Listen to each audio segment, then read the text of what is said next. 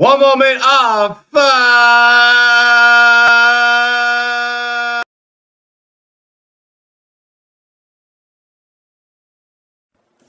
Warning, the following stunts are done by trained professionals. Actually, we're not trained. Robbie is just a dumbass and decided to do a drunken fantasy football podcast. The thoughts, opinions, and takes are ours and ours only. It is not our fault if you lose in fantasy football or sports gambling. Viewer discretion is advised. Holy shit.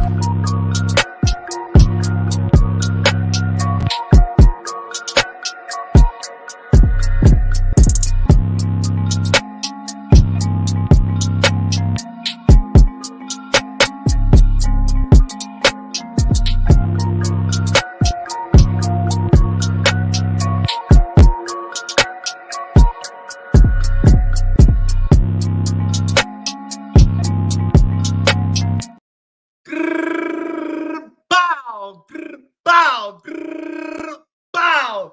It's your boy Rumboyz Robbie. You already know the heart throbby. You already know we keep it all clean, never sloppy, unless you give me that sloppy toppy. You dig what I'm saying?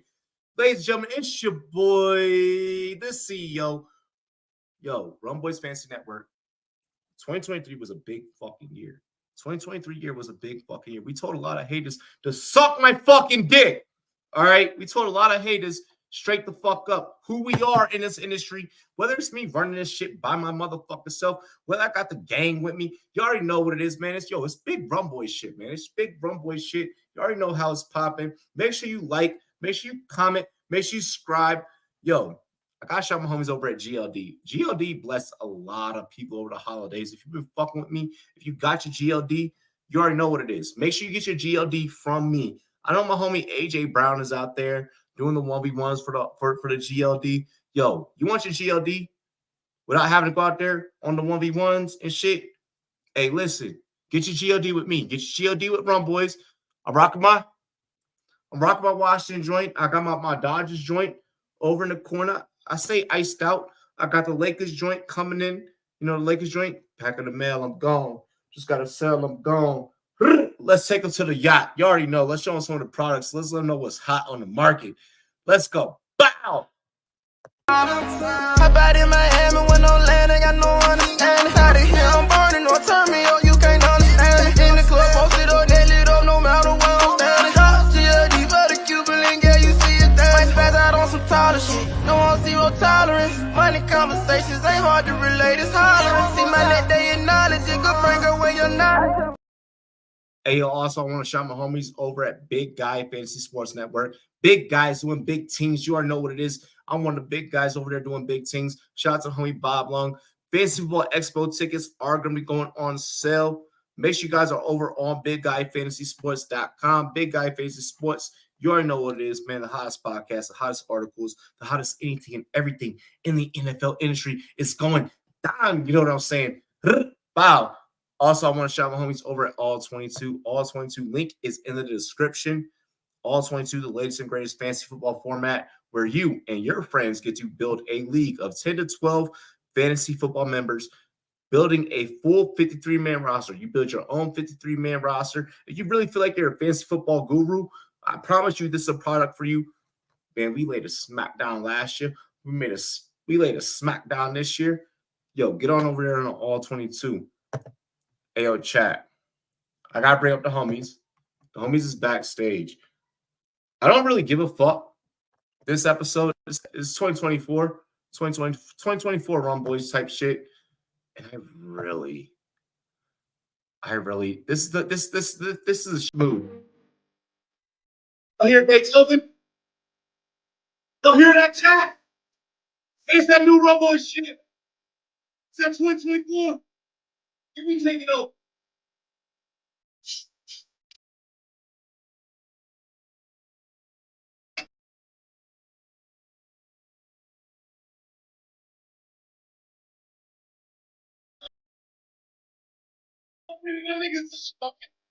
I got my own.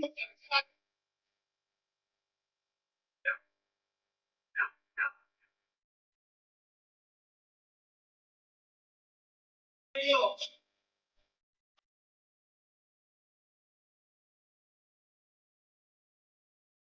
Ladies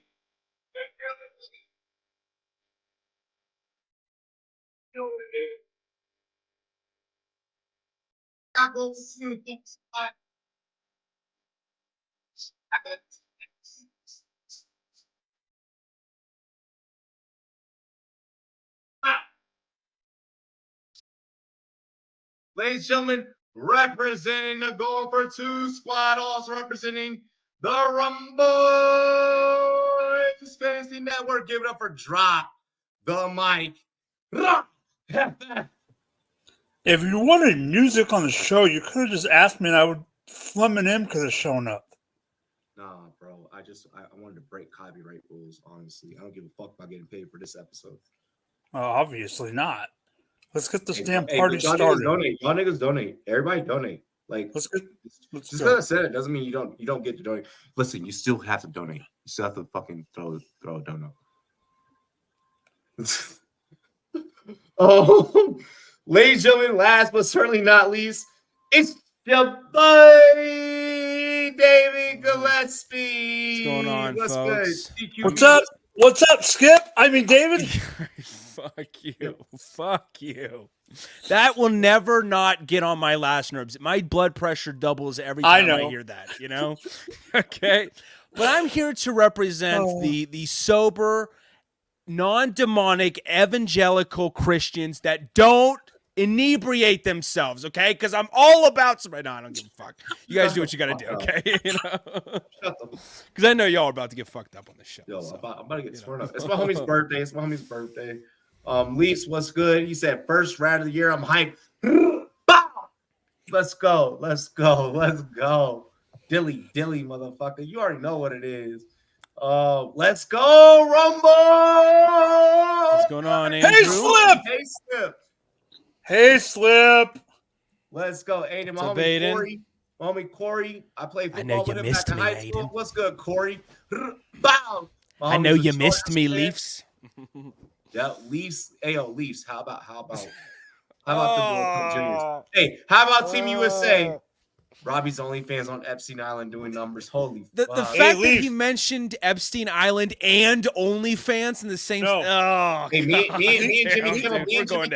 Jimmy Kimmel are on the same fucking boat, bro. Me and Jimmy, we good. Leafs is only giving Epstein. Leafs is only giving Epstein a hard time right now because his Canada national team isn't even in the finals. I know his Canada national team got They got so that's his way of taking a shot at America, you know. Damn it, he took a shot at Epstein. Damn it. Hey, Leafs, I got a whole lot of ops. I'm ready to fucking spin the block any given day. You dig what I'm saying? It's Rumboyz shit. Let's go. Bow. Let's go. Yo, here's the thing. Okay, that's the energy we need in 2K24. You already know what's happening. We outside, baby. We outside. Yo, it's a whole lot of Rumboyz shit. We bigger than the YouTube channel. We a fucking conglomerate. You dig what I'm saying? We conglomerate. Bro, really quick while I go through the rest of the chat. While I was sick, the amount of people that purchased Rumboyz Premium, whether it's through the live or through my Cash App, $6.99 a month gets you all of my bets. Like the amount of motherfuckers that was outside hitting, still, bro. Hey, premiums. Hey, all the premium subs. Yo, we see you. Happy New Year. Hey, Happy New Year, Brian. What's good? What's Bracken? What's Big Bracken? What's good? Warecraft says something, bro. If you want to donate, you hit that cash button down below. If not, you can hit my Cash App. I think my Cash App is down below. Mike, you want to check to see if my Cash App is down below? I think my Cash App is down below. If you want to send the Rumboyz 100% of profit. Otherwise, just hit that $sign next to the chat. You can go ahead and donate to the channel. Bro, I'm about ready to get a shot. I already got a shot pulled up. Bro, flexing gold medal in 3 years. Yeah, that's right. Team USA, baby. That's right. Hey, Canada, suck my dick. What's up? No, I'm kidding. Hey, yo, big ups to all of our Canadian followers. What's up? What's good? Happy Friday, says Daniel. Daniel. Robbie's like, next up, World War III. I'm kidding. You know, our best player, or they left behind. We had 20 gold medals. Robbie's already 15 beers deep. I am 2. I am 2 beers but deep. in spirit, he's 15 beers deep. You know, I am 2 beers deep. I'm about to be the 4th shot in. Ladies and gentlemen, I got off an hour early. I'm ready to get it popping. I've been waiting all day. Hey. The reasons that we're here to talk NFL football cheer. I don't know how the rest of the shit goes. Yo, all the Rumboyz and girls want to do. Dilly. Wow, let's go.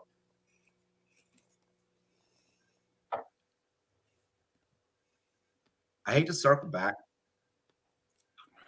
We're going to get right into the football talk.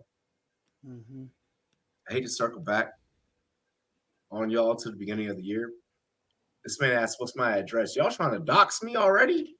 I ain't that famous to be doxxed. That's the thing. I'm not that famous. I'm in Colorado Springs. You already know what it is. And you know his address on Snap. That's your location. He said, don't lie. You didn't get off work early. You just didn't work the last hour. That means I got off work early. That literally means I got off work early. Is Aiden coming in with some racial undertones? Like, bro, you know? Please do not get me swatted because there is definitely a fucking strap in here. Oh God! Please don't get me swatted. I pray that. Oh shit! Hold on. Hey, we started the show with a fucking dono hype. I left the bottle in the freezer. We just got a $20 dono hype straight to the Cashapp. Thank you. Let me go get the bottle before we get into the first topic. I have to do a shot. I have to play the rules. The rules of the game are: if you donate, you fucking drink. And this was a $20, so I got to actually do a decent shot. It was a $20, 100% donation. Go. Whip my ass, Mike. Oh, you got to keep him in line like he's your son, Mike. You know, you just gotta, give him the business. Thing is, even if you don't like it, I will. What? I know you will. What? Oh. I know you yell will. at you and put you in check, even if you don't like it. Yeah. I'll do it anyway. I mean, fuck, Mike's like, you listen to your paps, okay? Someone's got to do it. I'm gonna be fucked up before I have to show up to his birthday party. Mommy's like, hey, yo, put a little shorty on my lap. Let me get a little vibe. And I was like, nigga, I don't know if I'm gonna be able to stand after tonight's podcast. Because tonight's podcast is gonna be lit. We're gonna start off things. Here. Let's first do this shot. Cheers to me, cheers to you, all the Rumboyz girls. What to do? This is for that. Don't know hype. Straight to the Cashapp. Coming to the Rumboyz. Good rhythm. Let's go. Bow. Good harmonizing. I want to start the show. Yeah, A lot of people are going to be gambling this weekend. And there's really only one situation that they're gambling on. And that's, one of 2 scenarios that they're gambling on. Who locks up the final 2 NFC playoff spots, but then who locks up the AFC South and the final 2 playoff spots in the AFC? So AFC is obviously different. Someone has to lock down that division. The NFC is a little bit easier because we're just looking for two spots. I don't give a fuck how conservative or how aggressive you go on this take. Give me a take and make it be something that the fans are going to win money on. Mike. Okay, so the reason it looks like my head down is I'm trying to figure something out here. Okay. First off, I just have a gut feeling that Jacksonville's still going to pull it off. Even though it is what it is, and they have been stinking, they are playing Tennessee. Tennessee really doesn't have much. About the MVP for sure later, yeah. We don't. Tennessee doesn't really have much to play for, so Well, it's Huntley. It's Huntley that's going to be getting the start this week. It's Huntley that's getting the start. I got that report about 35 minutes ago. I'm talking about a different game. Okay, nigga, I was just saying. You mentioned Lamar. I'm saying the AFC South. Okay, go ahead. Jacksonville's going to win. If Jacksonville doesn't win, I do think that Houston beats Indy. So I do think that it will be, because I'm looking if I do this right.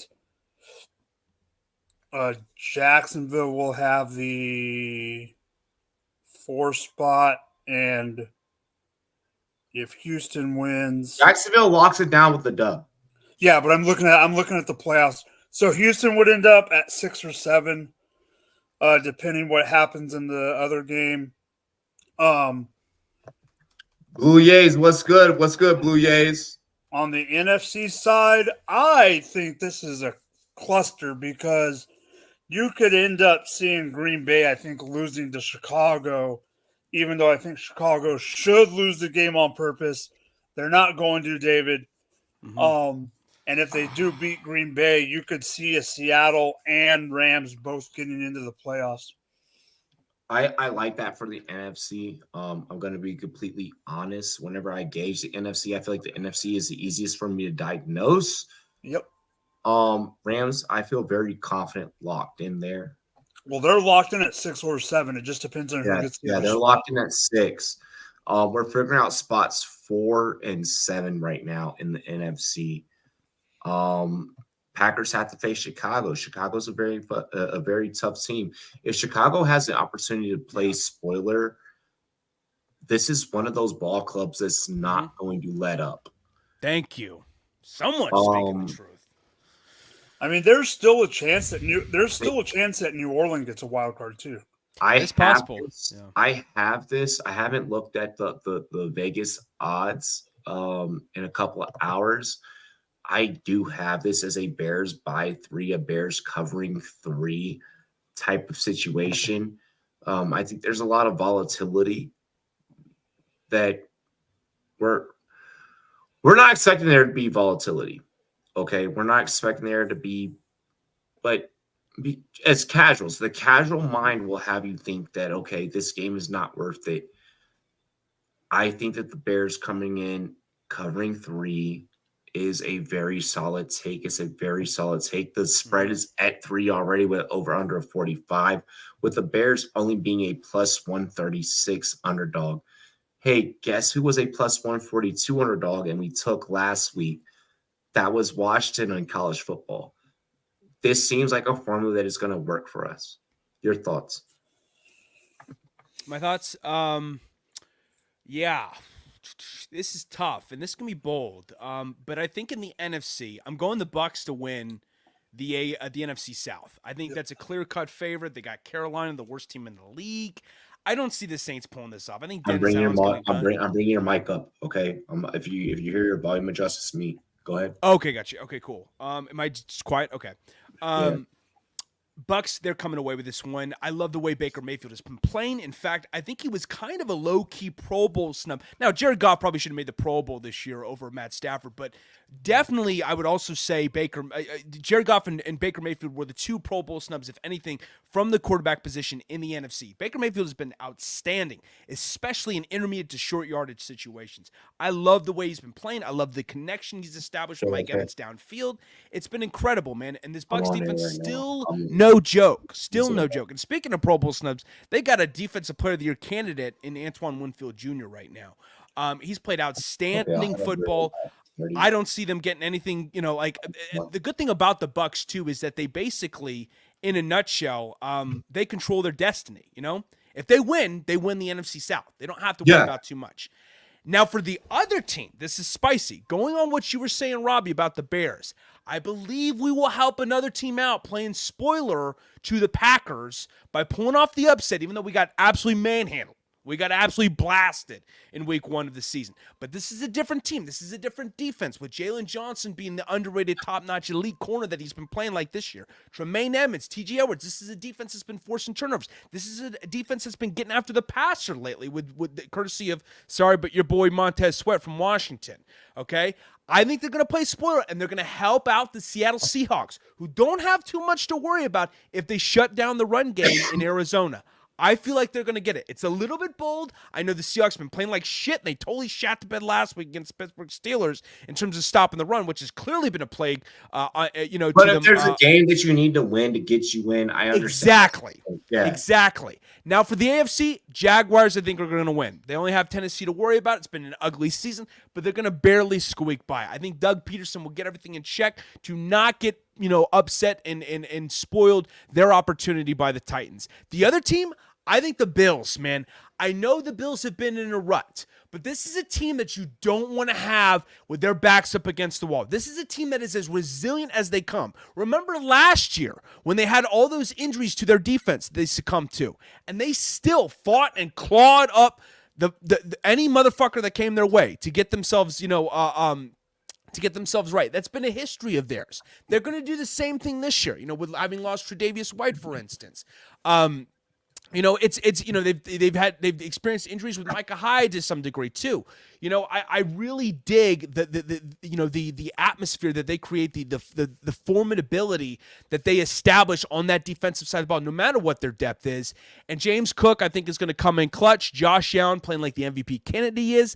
I think they will capitalize on this opportunity up against the Dolphins' banged-up team where they lost Bradley Chubb for the season. Raheem Mostert and Jalen Waddle are questionable in recent weeks. I don't feel comfortable about this Dolphins team getting revenge after Buffalo also, furthermore, dropped 28-plus points on them. I'm not going to go too far. Won by 28-plus, I should say. No. And I'm not going to go too far into situations that dictate the future because I'm obviously going to do some TikToks. Mm-hmm. I'm obviously going to have some reels. I'm going to produce some things. There's some things coming on the production floor that when the playoff picture is cemented, we're going to talk more about playoffs. We're going to have some content that'll be able to kind of back those playoffs, props, things of that nature. So I don't want to go too heavy in until we get to our prop episode when the playoffs are fully established. No, but I think David's just more talking about the Sunday night game this week. Yeah, right. I'm just saying who's coming away. It's Jags and Bills in the AFC. I think that for me in the AFC, it is Jags, it is Bills. Mm-hmm. When I look at a narrative street, and I think that narrative street does play into this, whether you fucking like it or not. The Jags will win against Tennessee. Buffalo will win against Miami. That'll sure it up to where you have nothing but the top teams in the dance. And when I talk about the dance, I'm purely just talking about. I'm not talking about the big dance. I'm not talking about the prom, the Super Bowl. I'm not talking about the prom.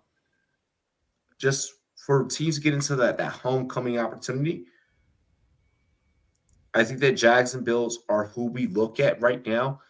I think that in the future, with a healthy Anthony Richardson, the Colts easily take this division, and I'm fine with that. And I'm fine with that. And I'm fine with that take. And I'm fine with laying my loyals on that take. Chat, be sure to crop that for the future. That I said that the Colts will be a top perennial team out the AFC South come next year. Now, chat. Where I really want to get your focus, because I think that everything is going to be linked up, is going to be however the dominoes fall. Yeah, the Ravens at 1, Dolphins at 2, Chiefs at 3, Browns at 5. I think the Jags will come in there at 4. Who do you think is going to win the Houston-Indianapolis game? The Houston-Indianapolis game, I have Houston. Houston. Because that depends on that team is more than likely to make the playoffs. Yeah. If they protect from the pass rush, they're set, because that was what plagued them in their loss last time. If Houston beats the Colts, it's a done fucking deal. I don't think that you can. I don't really think there's much debate that we believe that Houston is going to get into these playoffs. Now, how far they go, I think that's a further debate and a further conversation that we need to have after we get through this week. Yeah. I think the Jags, I think the Bills, I think the Texans sew up their spots. I'm sorry, Gardner, you have done great. You've been amazing. I don't think that you have what it takes to beat the Houston Texans. CJ Stroud, I think that the Stroud, as long as he's on the field, that's a difference maker, and that's an equalizer that helps Houston wins games. Yeah, that's my Houston. take on Houston was my last team too. AFC. You know, Yeah, that's my take on the AFC. I think it closes out Jags, Bills, Colts. Yeah, Miami I think has we're a- all kind of in universal agreement almost at least Yeah. on the AFC side. Yeah, Miami has nothing to play for. I think that Buffalo gets a dub. I think that Houston gets a dub over Indy. Both of those teams will battle it out. And I don't think that's a bad position for either of those teams to be in. I think that position between those two to battle it out helps them if they do want to make a Super Bowl run. You're still competing. You're still, you know what I mean? They're underneath that philosophy of we're gonna run and gun it. So I don't think that is that bad. Do I think that either of these teams make it to the Super Bowl? I'll spoil it right the fuck now. No. I think it's a wait and see. I think that anything can happen in the AFC. The AFC is a sit and wait when it comes to your money. I don't think that you're going full pot committed on the AFC teams just because there's too much volatility of what could happen. Look out for our TikToks. We'll be putting those out as soon as this week gets sewn up. We'll put out our playoff TikToks, and our playoff TikToks rock. Like our playoff TikToks hit.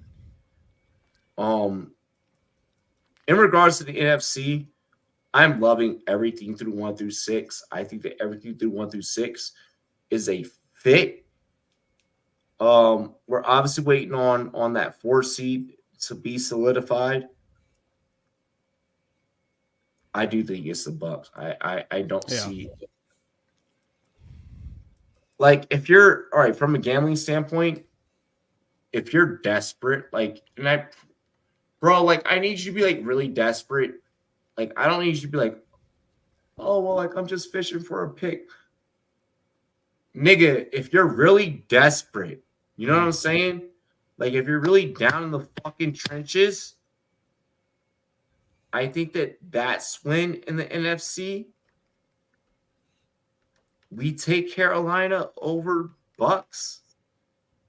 If there's only the 1 week that they will play spoiler, it'll be this week, but I don't think that is a thing. Too much of a mess.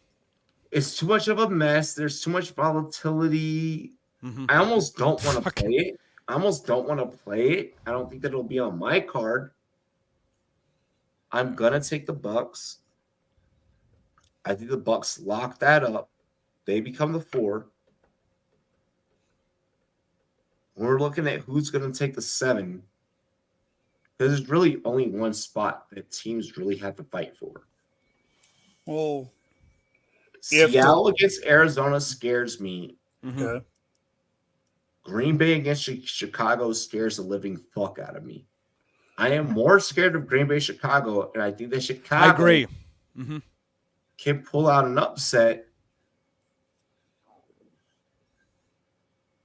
Because like it's just the way I just like it's not like I talked about the defense, but the way Justin Fields, everyone's rallying around. Like it's not even about what's going on the field, because we all know Justin Fields is an electrifying runner, and he's arguably, I'm not saying he's a complete passer. He's got a lot of work to do as a passer, but he's getting there. But he's an electrifying deep ball thrower too, in particular. But on top of it, it's not even about what's going on the field that's clicking with him and DJ Moore and Cole Kmet, for instance. In the ground game, too, furthermore, the support that he's getting. It's about what's going on behind the scenes with how much guys are galvanizing around him. You know, they're supporting him. They love him. They want him to remain there. And they're like, this is our guy. You know? If the Saints beat the Falcons, we're looking at a completely different picture. If the Saints beat the Falcons, that's a 51% chance mathematically they make it. Well, yeah, they need if the Bucks beat Carolina, it's guaranteed. What we're really looking for here and where the flaw is in this equation, it's not on any other team. Any other team that's fighting for that 7th, I feel like has a little bit of life. It all comes down to, can Carolina upset Tampa? And I don't want to go on record and say that no, they can't, because it's upset week. If Seahawks lose and Packers lose, and the Saints win, they would still get the 7th seed. Yeah, they would still clinch the playoff berth, and they get the divisional crown just if they win and Tampa Bay loses. You know? I'm saying if Tampa loses, they cannot get a wild card. Mhm. But if Saints can still get the wild card even if Tampa wins. Yeah. Yeah, Packers have 50% chance if either team loses. Yeah. I'm just saying Tampa is out no matter what if they lose, but at least the Saints, if Tampa wins, they're in, but Saints have an option to get in as a wild card if the rocks fall right.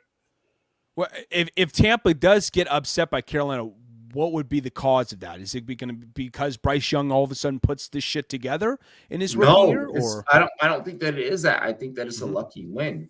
I think they keep the ball away. So like the ugliest way possible. Yeah, they keep the ball away from Baker and the defense. That's what I was figuring you were getting onto. Yeah. Look, I'm not, but I'm also at the same time, I am riding with Tampa in that to solidify and close it out. Mm-hmm. I think that my standpoint comes from if I were playing on said team, I'm putting everything on the line to do what it takes to win. So I'm betting on myself. I feel like Baker has that mentality and he can win this game. I could see where Carolina could just suddenly be like, we're going to do what we did against Houston. I could see that. I could see that. I'm placing my money on Tampa. I mean, there's nothing they can do. I mean, it's not their pick anyway, but even if they wanted to try to do something stupid, there's nothing they can do to move up or down. And they're not, no matter what they do, Chicago's getting Those 45 cents tickets ain't doing jack shit. Lee smoking. He said, I got the backwoods cracked open. Joe Barry's game last week was a fluke. First Nick Mullins. It's getting cooked. Okay. Panthers owner got fined $300K. Don't act like that. That was nothing compared to. All right, so here's the thing. That dude's such a fucking dipshit. Fucking David Tepper's punk ass. Here's the thing with Tepper's fine. Seriously.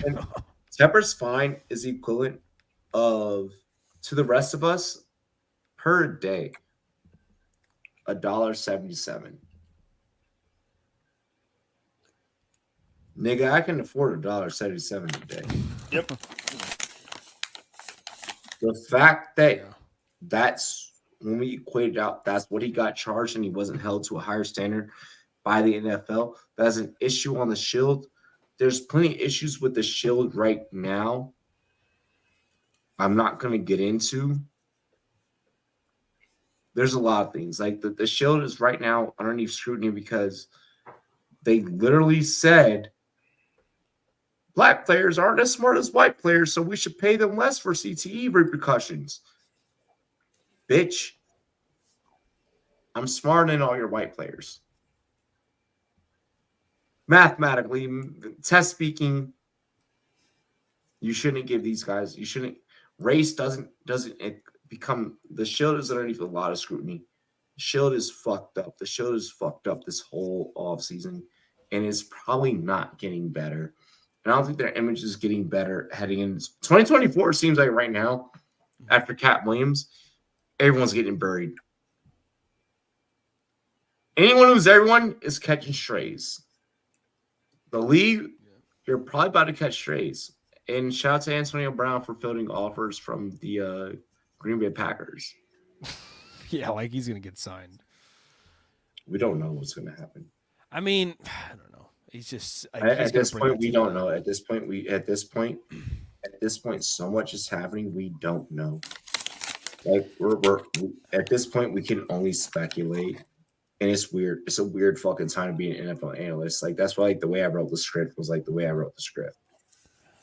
It's funny that all I think about, when he spilled all that, I don't know if it's beer or water or what it was, but I couldn't help but think of the Brittany Mahomes incident where she was spraying champagne all over everyone.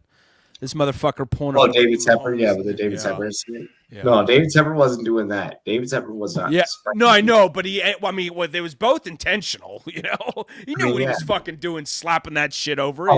If Washington ever was a fucking anything over of significance, I'd be spraying over people on the bottom. Listen to the bitch. Shut the Everyone's fuck a up. casualty to this champagne Take it, fucking little shower, bitch. you know? I'd be on some shit. So we talked about the playoff thing. We talked about the playoff picture. We all have our own thoughts, our own ideas. NFL awards. Yes, let's do it. I'm Let's do passionate about this one. Me too.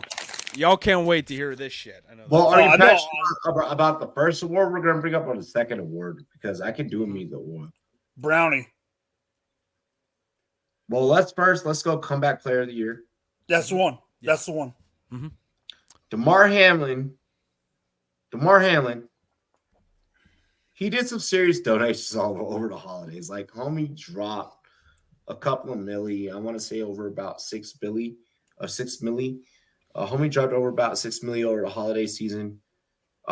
Many are wondering if this was solely done to beat out Joe Flacco in contest for a comeback player of the year. I'm hearing some saying to where Hamlin should get it no matter what. Yeah. Some are saying Flacco because of what he's done. Personally, I'll say my opinion before I let you guys go. I don't think that dying on the field and then coming back alive is enough to constitute as comeback player of the year. Listen, I literally died and came back as a podcaster, and no one called me podcaster of the fucking year. And I took my own shit and did that. So what are you guys' thoughts? All right, Is let's there a get off comeback that. podcaster of the year that I don't know about? It's like I'm just saying. Robbie's like, I'm not voting for DeMar because I'm salty as fuck. I didn't get my award. You know, David, No, you go it ain't first. even that. I'm just saying. I'm just like, hey yo, like I died and came back. Like, All right, let David go. no, that's scary though. Jesus Christ. I mean, yeah. I mean, it's what happened with you though, Robbie? How did you? Well, after air. Okay. No, I'll tell my fucking troops. Shut the fuck up, Mike. Sorry, I was curious. I mean, he almost died. What Dude. happened? Let's just say I died Oh, and came back. That's all. yeah. I remember you've talked about this before. That's right. Yeah. Well, we're all grateful that you're here, Robbie. We love you, Robbie, baby. comeback So, podcast. if I would cast my votes, you would win it. I hope that helps your ego right I mean, I don't know. I kind of did that on my own, but to win the award. No, I'm kidding. That's me. No, that's me. That's me. No, I love you, Robbie. We all love you. We're all incredibly grateful you're here. You're no, still it's with us, okay. buddy. I can joke about it. It's funny because I can joke about it. No one else is allowed to joke. I can joke about it. And like, it's But going back to this though, Mike said, "Fuck you." Mike's like, what are we even fucking doing right now? Damar Hamlin absolutely deserves this award, 100%, because this guy fought, fought through his body to stay alive and get. I mean, that's a miracle. This guy, it was literally dead for a couple minutes on the field, and he got back, not to where he's alive and he could be just a vegetable at this point. He's moving. He didn't have any brain damage. He's walking around. He's playing in the National Football League. He's getting snaps in the National Football League. That is a miracle. I am so happy for what this guy has done for us. And what he's done, for himself and for, and just, I think even it's been great. Like just seeing the support his team has been giving him. It's all so incredibly touching and I love it, man. I love it. I don't think he's trying to one up Joe Flacco in this regard at all. Not at all. He's a great guy. You can tell in interviews he's very humble. Unequivocally, he deserves comeback player of the year. There's certain other guys who've done some great things. Russell Wilson's done some great things coming back from bad play. Jesus came back. This guy came back from the fucking, what's it called? The fucking Grim dead. Reaper Right. almost got Be him. honest. Look, I'm gonna be honest. Someone that's been there and came back. That trip, I don't care what the fuck you believe in. There's something there. Okay? There's something the fuck there. I don't know what the fuck it is. I still don't know what it is. Mm-hmm. There's something there. And whenever like you like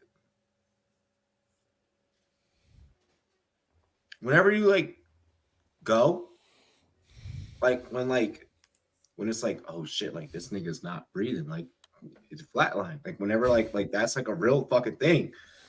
From the side of someone that's happened, like it's white, it's serene for a second. There is a power struggle that happens, especially if it's not your time. There's a I don't care what you believe in. There's something that happens. They bargain. They make a deal. You come back. I've used myself as an example many times. I don't know whether I came back necessarily as good or for the good or what is that? I don't know who won that debate. I know that I didn't come back the same. I know that I came back with less fear. I know that I came back with less like I'll do anything at this point. And now I'm like, what's up? Like I have no fear.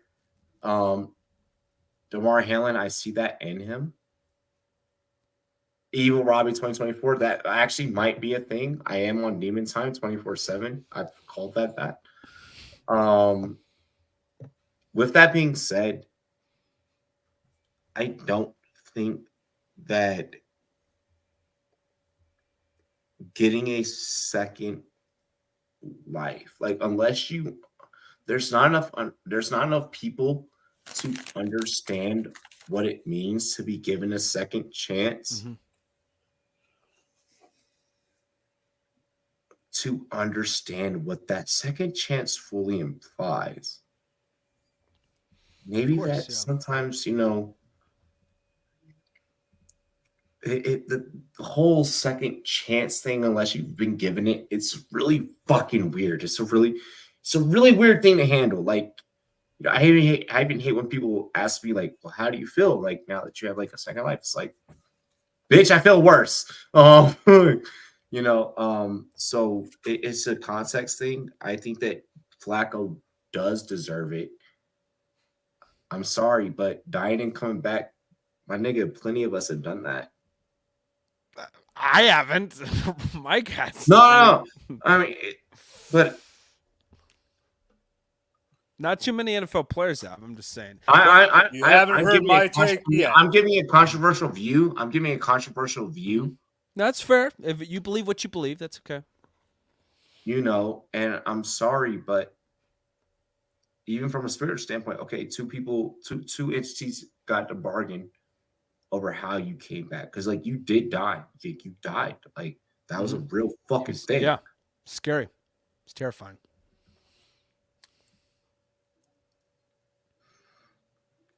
A lot of motherfuckers are given a second chance. What you make of that second chance is what you do. For me, I think that it is Joe Flacco. You've shown it in the game. There is a scale of which what you went through, DeMar, that none of us can. If you want to sit down and have an interview and talk about it, I am so down. I am 100% completely. I'm looking in the camera. I am so down to talk about this with you because I know what it's like. This is something that people can't gauge. What we can't gauge is what Flacco has done. And to me, I think that Flacco is comeback player of the year. You came back from something very rough. It was unwanted. It was unwarranted. It was very unlike my situation. But you came back. You were given a second chance. People saw that. And people saw that you didn't play a whole lot of downs with your second chance. And that's medical. We have to go off of stats, and I'm sorry. So I have to go with Joe Flacco. I don't know if you have to, but watch Robbie just pull it. I think you have to. If you say so. I mean, I think it's a little bit more broad in terms of what defines comeback player of the year, but I just can't wait to see. I shouldn't say this. What did Joe Flacco come back from the couch? Watch Robbie pull a Kanye and go on the NFL honors and be like, listen, I know DeMar Hamlin won comeback player of the year, but Joe Flacco deserves it. No, I'm fine either way. I'm fine either way of who wins, but I do have to be, I don't mean to put it this way, but like devil's advocate. Just because it's what you go through when you're there. When you're there, you go through that.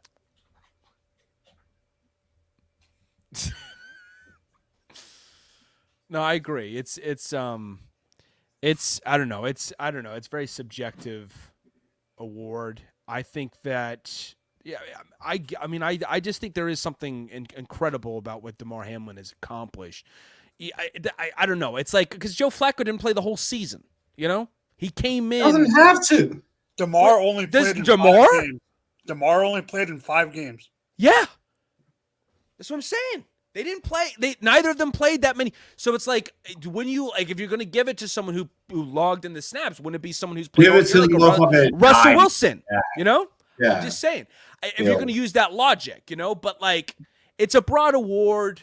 It's not about the stats, in my opinion. I think it's about a lot more context. It can be about it, you know, coming back from bad play, coming back from injury, but just being able to be out on the field and logging in snaps. He could have been a vegetable best case scenario at one point. Yeah, I feel like if you get unalived and then get alived on the same field, it's a default.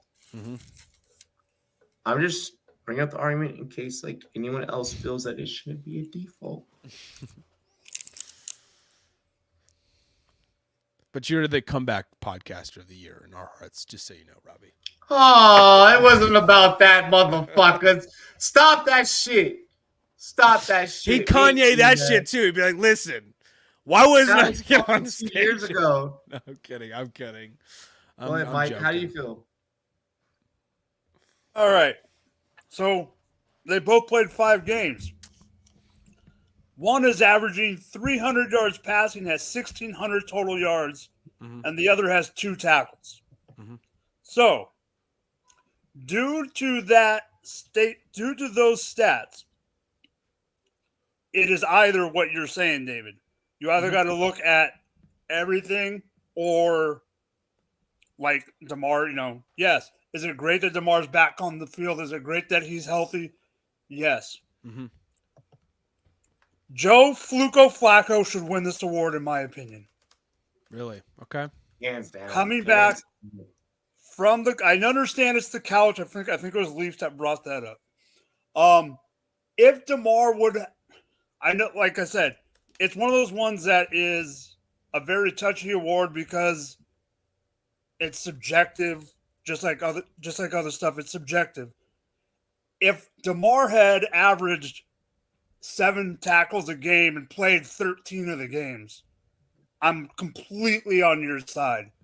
But they've played the same amount of games, and the statistical, I mean, for God's sakes, he's gonna win it. He's gonna win it because it's a political thing. Fourth quarterback, and he's taking his team to the playoffs. It's gotta be freaking Joe Flacco. See, you guys are bringing up the accomplishment in tandem with stats as opposed to the accomplishment in tandem with the story, which I again, like basically they say it's given to the player who typically given to the player who overcomes adversity to return to a remarkable level of performance, such as blah, blah, blah, from playing. But you just said it. You just said it. Remarkable performance. Hamlin does not have that. But isn't it remarkable that he's logging in snaps? The parameters are clearly defined. The parameters are defined.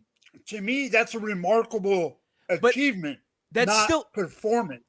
If they said there was a statistical criteria, they're just saying performance. Isn't it remarkable to be able to perform after previously being temporarily dead? No, and it is, and rightfully so, which this is why I say, okay, rightfully so. I think you fucking died and you came back on a fucking field. Yeah. Yeah, you get that award. But let's not act like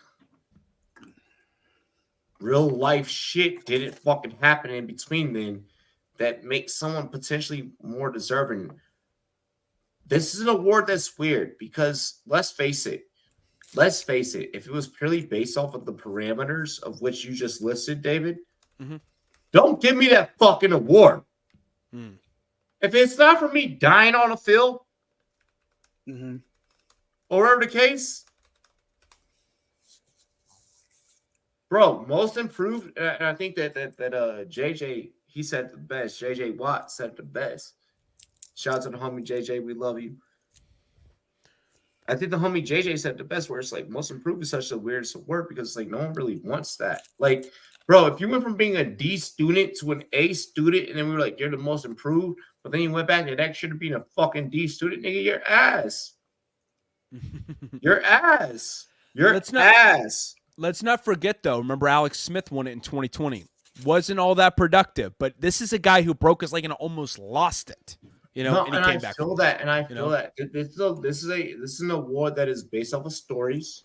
Will be based off of stories. Will be based off of narratives, and we're never going to get an award like this again, where it is so heavily based off a narrative. There are other awards which we're going to get into and talk about that are narrative based, but I think this is the most ultimate. And I think that in this one, in this category, you just let the narrative win, because for the NFL to work from a marketing standpoint, you need solid stories. You need solid narratives. Oh, they drive the story 100%, you know? Yeah. And this is a good story to drive. Like, I love this story. I love the Once Paid Man of the Year award. I'm not. That's what I was just about to say that. Yeah, I'm not going to hate on that. He could be up for that award too, you know? Yeah, no, absolutely. Absolutely. Let me look at the script. Let me see what we can make happen quick.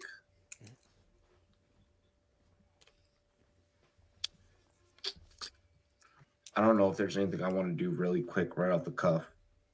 That's fine. Let me get national championship game reactions. How do you guys feel about the national championship game that just went through? I feel like Penix is a force to be reckoned with. Oh, yeah. Oh, yeah. I feel like Penix should be moving up draft boards. I'm not liking what's happening in the QB draft right now. I'm not satisfied. I'm not okay with none of the fucking mock rankings that are coming out. I don't think we'll get into that later. No, we're going to get into it now. I don't think that JJ McCarthy should even fucking be in the conversation. I think that JJ McCarthy should be treated like Stetson Bennett last year. What are y'all's thoughts? What are your indictments? All right, I'm going to start. You go first, Mike. Yeah. You're nuts. JJ's not nice. Let's hear. JJ's not nice. Hey. Let me give my take, and then you could give me the shit all you want. You are 100,000% about Penix. You're 100% right on Penix. Penix should be above. Yeah. Yes, I agree. No, I agree. I will never compare J.J. McCarthy to Stetson freaking Bennett. The car salesman drunk. Is McCarthy draftable? Yeah. McCarthy is draftable. Yes, he's a day 2. Yeah. To me, he's a day 2. Yes, 100%. I was going to go day 3. Okay. I think he's a day 2 guy, late second, early third kind of guy. Yeah, me too. I do not think he's a round 1 guy like some people do or anything like that. Not at all. Me too. I will say this, talking about the games in general. I don't care who won as long as Alabama lost, so I'm happy there. But the player that I was so ecstatic the way he performed, and it's already on here. This name is on this. Rome goddamn Odunze. Yep, love him. I fucking love Odunze. Okay, so going into the last month, yeah, but going into the last month or so, we all know who number 1 is at wide receiver. I had Neighbors at 2, and then I had him at 3. I have Odunze. Now I am wondering. I'm going back and checking stuff out. Really? I think that Odunze could be my number 2 over Neighbors when the draft gets. He could be 3. Yeah, he could be 3 or 2 easy. I think he could be picked higher, but I was like, because of his size that he has over Malik Neighbors, like people love the measurables, you know? Yeah. But I would still take Neighbors over him, but it's microscopically close. I don't think that I'm taking Neighbors over him. I don't at this point. I'm gonna wait until the all season to lay an indictment. I'm not gonna use this show and this episode to do that. Maybe I lay that for like 2 episodes down the line. Yeah. The only thing I want to say about the actual national championship this Monday. It's gonna be crunk. It's gonna be both teams are good. Both teams are great. I think this is what I wanted to see. I don't think we have a shutout. No, not even close. To me, it depends on one battle in this game. One battle. Michigan's defensive line versus Washington's O-line. If they can get to Penix, we might have a game. I think Michigan can win it. If not, I think Washington could beat Michigan. I don't think that for your take is important for those of us that are here on screen to hone in on. Those of us that do the job, those of us that when we wake up, we're watching film. When we sleep, we're watching film. Mm-hmm. I think that's important for us. I think the national audience should just get entertainment out of what's about to happen at the not the game as a whole, but if I want something for them to focus in on, and if I want props for them to focus in on, let's go towards wide receivers, baby. Let's go Penix over. Let's go Odunze over. I don't have the exact numbers now, but I think that those are 2 absolute locks that I'm willing to fucking play. I think that Michigan can compete. I think that Michigan is ready to fucking come out and do some shit. I think this game comes down to a 3-point spread. I think when we talk about how styles match fights, Nagano, Joshua, which we'll talk about later on to close out the show. When we talk about styles matching fights, I think that these 2 styles make a great fight. I think these 2 styles of football make a great football game. I think this could be historically, and I know that we do a lot of NFL. I think that historically speaking, this could be one of the greatest NFL games that we're going to witness. You mean college? College. Yeah. Or not in or just football. Just football. Yeah, This one I know what you meant. Yeah, I'm sorry. I apologize. I regress. But this is going to be one of the greatest football games that we'll ever witness. I don't know. I don't even know. We don't know who the fuck is going to make it into the Super Bowl come February 8th. I have a feeling the national championship could outdo the Super Bowl. I have a feeling you could yell more at your TV during the national championship than the Super Bowl. If you're for real football fans, for real football fans. I'm not talking about the casuals. I do think I'm going to let David go, but I do think there's one more. I do think there's a lock for me on the Michigan side, but I will save that just in case David does not go there. So for me, I'm going to be real as the former alumnus of UW. Bothell, that is, not Seattle. I went to Bothell University as opposed to the Seattle campus, but still a Husky nonetheless. Okay, it says it on my fucking degree, so don't at me about it. You're a fucking Husky. Yeah, I'm rooting them on. I'm really pulling from. I'm praying they get it done. Fucking knock it off.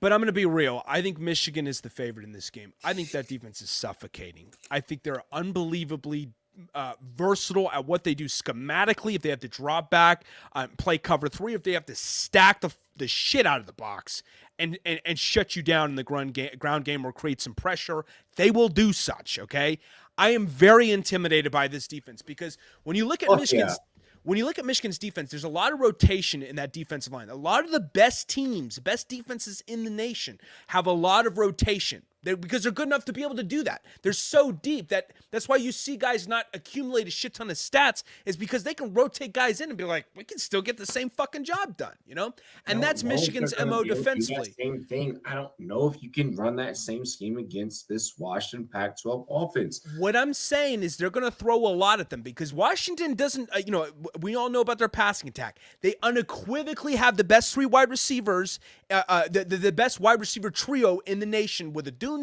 Polk, and of course Jalen McMillan, who's like their gadget guy. Okay, we all know that. I fucking love me some McMillan. God damn, I love me some McMillan. Amen to that. Michael Penix is aggressive as fuck, so he's going to take a lot of chances downfield. But what he has to do, and what he struggled to do against previous Pac-12 competition, like guys like even against Oregon State and Wazoo, keep the ball out of the hands of Michigan defenders, especially like a Mike Sandristil, who's arguably the best nickelback in the country. I imagine he's probably going to be matched up with Jalen McMillan in this game, or Jalen Polk. Keep the ball out of their hands and establish some sort of if you're going to take chances downfield, which is what they might end up having to do, considering the fact that their star running back, who had 1,100 yards and 16 touchdowns, and Dylan Johnson has that lower foot injury. I'm nervous about that, so they might have to be aggressive. But if you're going to do so, do not fucking tempt this defense too dangerously, because they don't fuck around. Okay, this Michigan defense is for fucking real. But if they do that, they shut down the ground game defensively with Jalen Trice and and the rest of their guys, I feel like they're going to win this game. But I don't know. This defense intimidates the fuck out of me right now. It's a 4.5 point spread right now. Over unders at 56. We will cover this as it gets closer in. This game happening on my girlfriend's birthday, actually. Washington, the underdogs. I'm gonna go ahead on record right now. I'm going to give you guys my picks. And I don't give a fuck. I'm going to give you the full 3. Obviously, you will not be able to parlay these things together. You may be able to parlay 2 of them together. I definitely, because it's a national championship game, expect for the over at 56 even to hit. I think these teams are both going to go balls to the wall. I think the defense gets tossed out the window real quick. It's a long game. It's scheduled to be about a 4-hour program, 3.5 to 4-hour program. They're going to need points. Mm-hmm. I expect the rest to rear their ugly heads to make sure there's points. 56 is what I have on the over. I'm going to spoil the spread for you because I'm going to give you the money line. And there's only one way I can spoil the money line for you, because if you're going to take them on the spread, well, guess what? If you're following me on the money line, I just want you the fucking spread. In the words of D-Generation X, back in the WWF days, ladies and gentlemen, I'm taking Washington, and you suck it. I wish I had your level of confidence. Okay.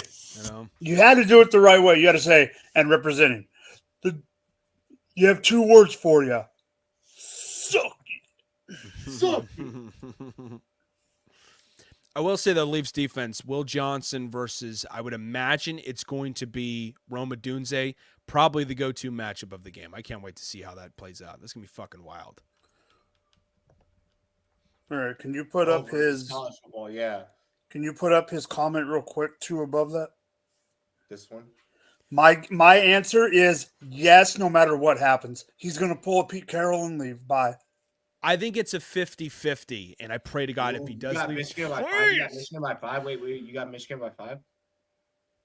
I've got Michigan by 5. They could win by double digits. I could see like 10. I have no idea yet. So 10 to 12 points. But I'll say 5. Yeah, I'll go with 5, but they could win as much by 10 to 12 to maybe even 20 if things get out of hand defensively, Well, we'll be live. Yeah. I'll be live. So it's going to be interesting. But UW does have a good chance. It's like I'd give Michigan like 59 to 41% chance that they'll win, Give me the over 56 and give me Washington on the dogs. Let's go. I love the aggression. Well, they are. I they pray are you're right. They are dogs. So. Hey, let's go ahead. Let's get into halftime. We're gonna run 2 music videos plus a commercial break. A little birdie told me that Shama's gonna do something special for you guys. So you're gonna have Sugar Mom live and in person, along with an exclusive new track. Cheers to me. Cheers to you, all the Rumboyz girls. What to do? We'll be back after halftime. You already know what to do. Bow.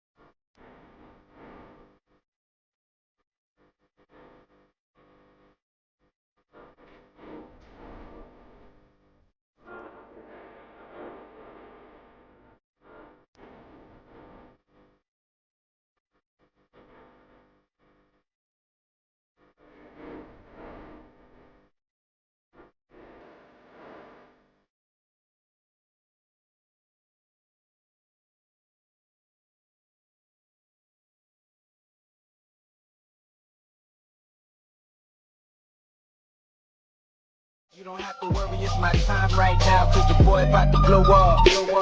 They gon' pay me before I show up. Why you hating? You don't know us. Never make it what they told us. But we don't listen to haters, we just keep.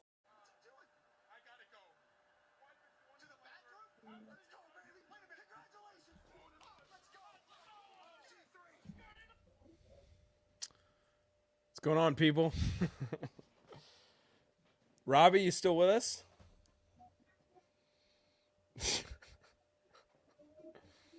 Where is everyone?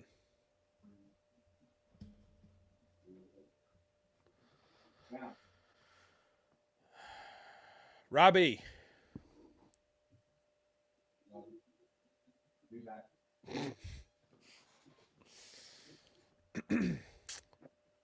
What do you guys think is going to play out? What do you think, guys? What do you guys think is going to be the score in the chat? You know, for this national championship. This. Hang on.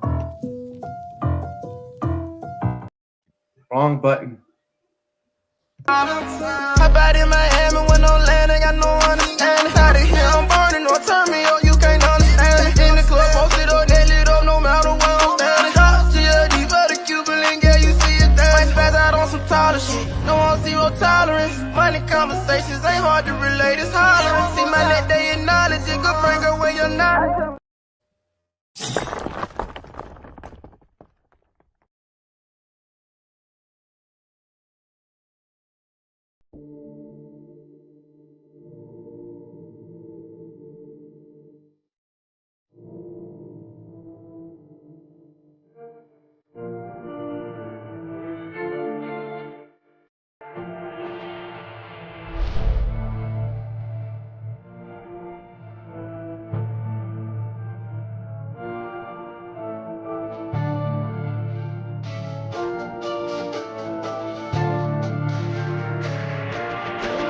Just stick to the block, stick to the block.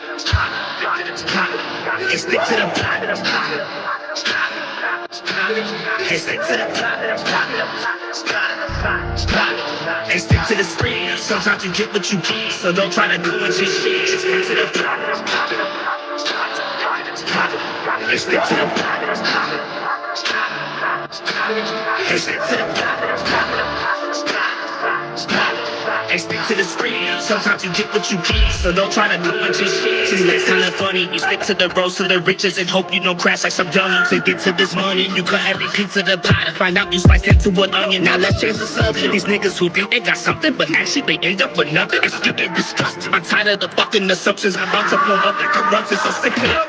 Stick to the plan. When you lose it, gotta get it again. Keep it moving, never stick in the sand. Even when tired, like Michelin Man, shit, I know I'm the man, so I don't give a damn about opinions. I'm racking up millions, you stacking opinions. She throwing it back in the back of the venue. Now we taking off in her man and his feelings. Now back to the business. Back to the lab with my niggas. Actually back doing laps in the trenches. It's my second home. I ain't have to go visit. I stay resident, embedded to living the life of a nigga. By day we just niggas. At night we the victim. The life of go get 'em, so I'ma go get it. I stick to my plan. I still on my mission.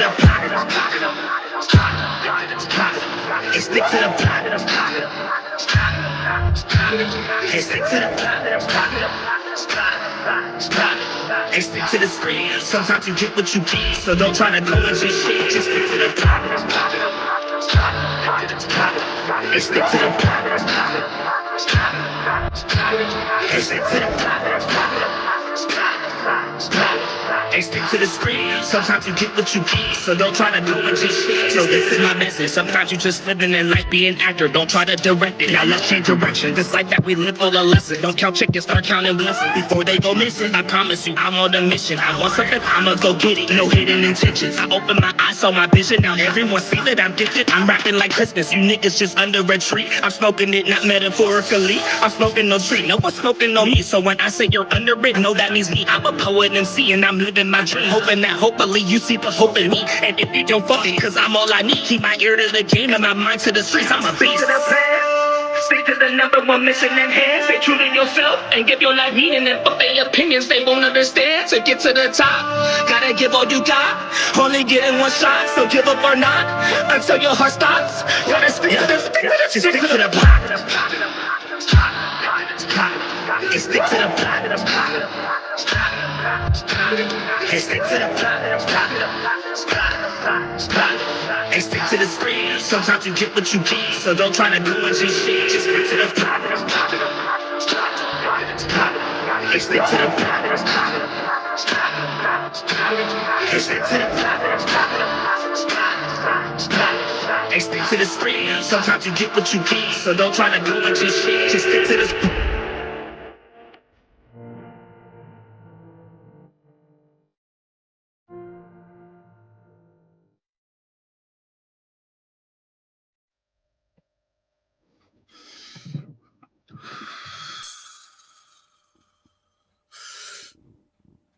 Yeah. Interesting. Trying to hit me a little Boski real quick.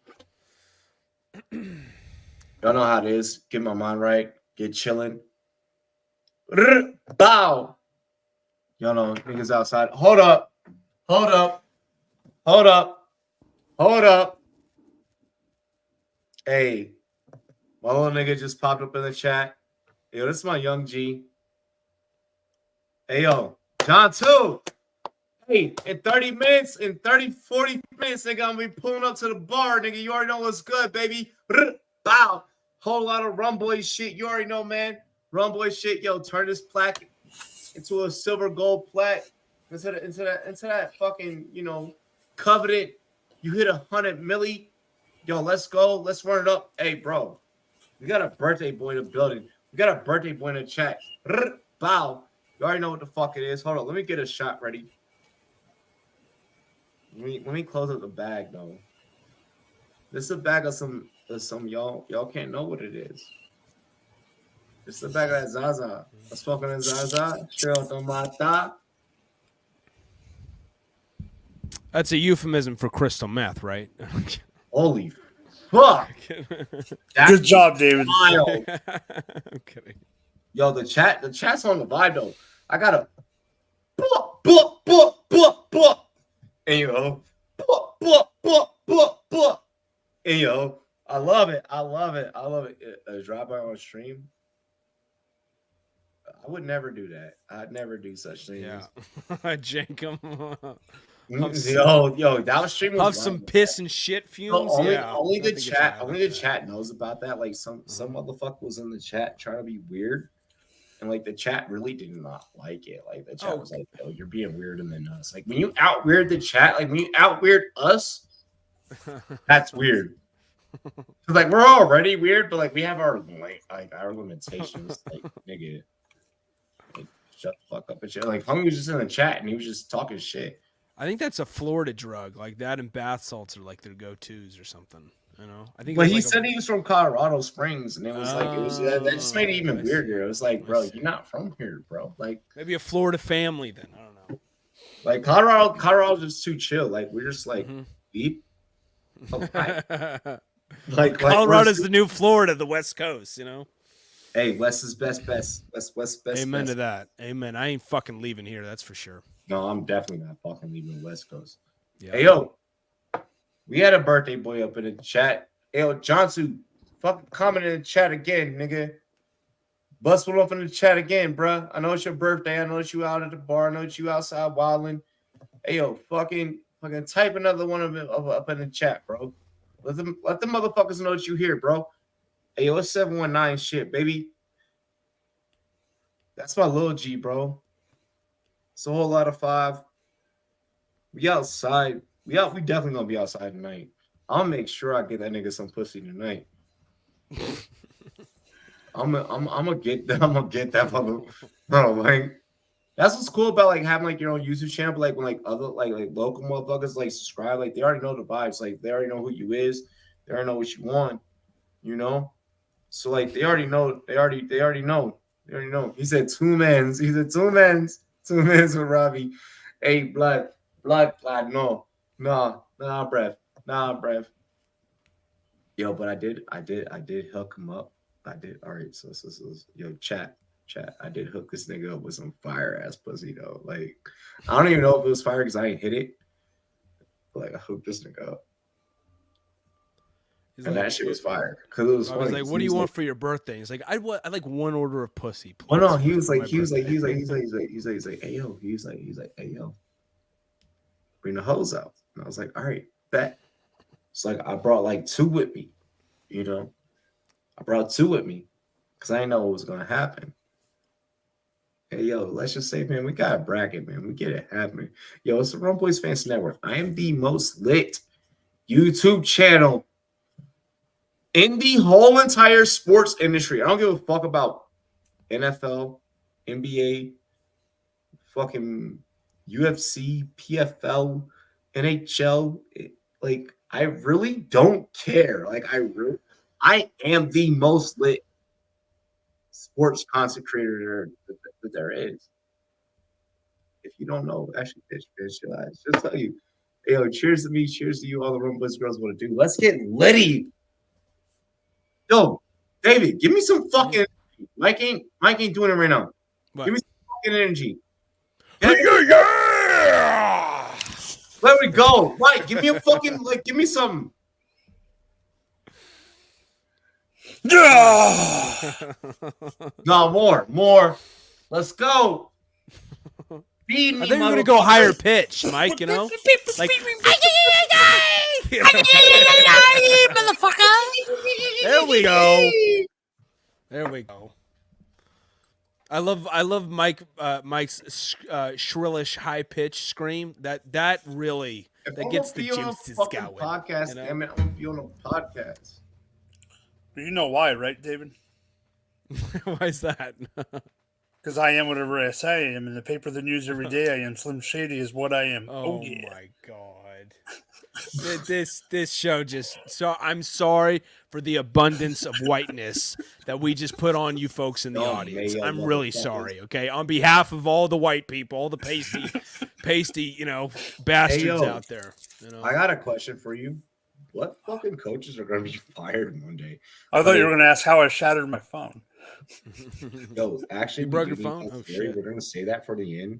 Because I feel like the whole chat kind of needs to know, like, yo, hey, chat, this nigga didn't even fucking answer me when I was like, so how did it happen? Like, I was like, how did it happen? Like, that was my tone of voice and everything. How did it happen? And this motherfucker didn't. So, chat, we gonna make Mike at the end of this episode fucking disclose how he broke his phone. Yo, David, who gets fired Monday? Is it Ron Rivera is kind of a given? I feel like, I hate to say because I love me some Ron Rivera. Bill Belichick, I'm leaning towards Don't fuck up my yes. dreams, David. Oh, no. Ron Rivera's going. He's going. You're going to get a new head coach. Fucking this chair. Oh, God. Calm down, you goddamn rabbit. And this is why you don't take Jankum, folks. This is exactly what it leads to. But no, going back to this, I think Arthur Smith should go. It sounds like his job is a little 50-50. I mean, they still I feel like Arthur Smith is the safest one. You're gonna fucking feel like I'm fucking bizarre. Out of everyone we've listed, yeah. Out of everyone we listed, most definitely. But because he's still in the playoff hunt, I feel like he's a wild card to sit on the fucking table. He still technically has a chance to make the playoffs, even though it's not quite as likely as certain other teams. But I would necessarily bad, but he didn't do good. No, yeah, but he was still underwhelming. Like you bought in too much to fucking Desmond Ritter's stock. Or I shouldn't say bought too much. You didn't develop Desmond Ritter. You didn't develop him into a legitimate pocket passing quarterback. You done goofed that. You fucked it up. Okay. Oh, you fucked up, major. And the mismanagement of the running backs. Bloody hell, mate. You know, David, listen to me, bruv. They didn't even bloody fucking develop the wide receivers, mate. They just had fucking wide receivers out there doing cardio, mate. Fucking looking like Terry McLaurin, mate. In the last game. It was absolute bollocks, mate. It was absolute piss poor management by this little pissant, okay? A little fucking pisser named Arthur Smith. This bloody wanker needs to shape up or ship up, damn it. You know, you fucking bloody wanker down there in the locker, mate. That's how people say it. Like, no, that bit was fucking fire. You know that bit was good. You know that bit was good. Don't be such a stingy little shit. Okay. A bloody stingy this nitwit over here, mate. Look, Mike's over here being a stubborn little cunt over here. Good lucky girl, he knows American football, mate, because he could diagnose the topic perfectly fucking well. We could give him the topic right now. Is he willing to answer, mate? You want to go into football?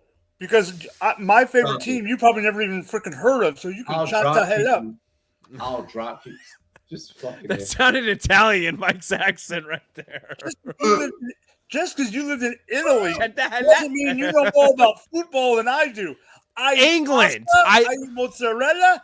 I eat pizza pie Neapolitan. I love how this skit made into an Italian skit. We were fucking. Mike, you have many talents, but accents is not one of them. Hold on. Rob, hold on. The wife is walking down the stairs. Right when you said that comment. Hey, hold on. Hey, put me on speaker. No. Hey, listen, Mike. Lord, David said the podcast for a little bit of shag, mate. David said that I have many talents, but one of them is not accents. No, she just said no, it's not. She's preaching the truth. Your wife is a very, very intellectual person. Hey, speaking of accents, do you want to hear my leprechaun? No. Okay. It kind of sounds like a Spanish. It kind of sounds like the Spanish Jamaican. Do not. Oh my God. You know what I totally didn't realize up until the last couple months is like how like Baltimore people sound. Like when they like for instance they'll be like Jay Flacco, the quarterback for the Ravens, and Bro, it's like this all that shit. Baltimore is someone saying so like I'm gonna try and do Baltimore, like I'm gonna try to do like street Baltimore. Hold on. Hey, what up, Mo? Hey, listen, man, on Josh City, man, I'm gonna let you know what it'd be, man. Hey, listen, them boy down there, man, they be on Mo. Listen, Lamar Jackson, he them folk. I'm just on like Baltimore accent is almost like a Chicago mixed with an Atlanta. Like Chicago and Atlanta should never create a baby, because if Chicago and Atlanta were to create a baby, they would fucking give birth to Baltimore. And that's what that accent sounds like.